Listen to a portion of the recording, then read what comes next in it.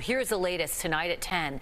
Donald Trump facing 4 counts for his role in working to overturn the 2020 presidential election results. He is also accused of exploiting the violence and chaos on January 6th as a way to pressure lawmakers into delaying the certification of the election. All of this happening while the former president is a defendant in 2 other federal cases. We have live team coverage tonight. Sharon Crowley is taking a look at the historic nature of this latest indictment. But let's start with Linda Schmidt and the 4 charges laid out in that indictment. Linda. Yeah, very busy day today. Donald Trump is going to be appearing before a federal magistrate judge in Washington. That will happen on Thursday. The federal indictment saying the former president was, quote, determined to remain in power. And he did whatever he could illegally to try and make that happen. Today, an indictment was unsealed, charging Donald J. Trump with conspiring to defraud the United States. Special counsel Jack Smith charging the former president with 4 counts in the 45-page indictment for his role in allegedly trying to overturn the results of the 2020 election and his role in the January 6th deadly riot at the Capitol. It was fueled by lies.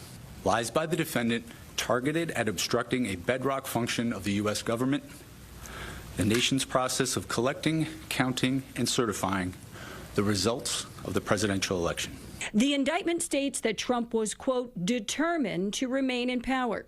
So for more than 2 months after the election, Trump spread lies that there had been fraud in the election and that he had actually won. These claims were false, and the defendant knew that they were false. He did so to create an intense national atmosphere of mistrust and anger and erode public faith in the administration of the election. The indictment also alleges that Trump repeated claims of election fraud that were made by one of his co-conspirators, a lawyer, even though Trump had told others in private that the lawyer's claims sounded crazy. The special counsel called Capitol Police heroes.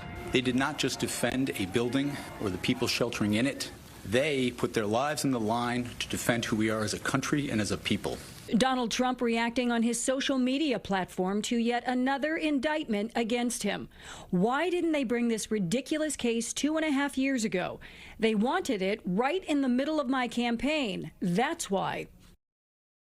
And the investigation is not over. The indictment lists 6 co-conspirators who Trump allegedly enlisted to help him out. Now, they are not named in the indictment. They are only identified as co-conspirators because so far they have not been charged. Teresa and Natasha, back over to you. All right, Linda, thank you.